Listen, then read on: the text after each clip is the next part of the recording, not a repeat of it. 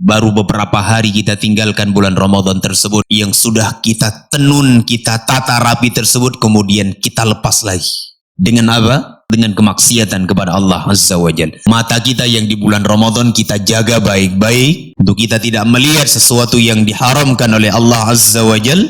Keluar dari bulan Ramadan kita lihat lagi. Tangan kita jaga, lisan kita jaga, kaki kita jaga, bahkan hati-hati kita begitu kita jaga di dalam bulan Ramadan dengan harapan puasa kita bernilai di sisi Allah, dengan harapan amalan kita menjadi amalan yang bernilai di sisi Allah Azza wa Jal.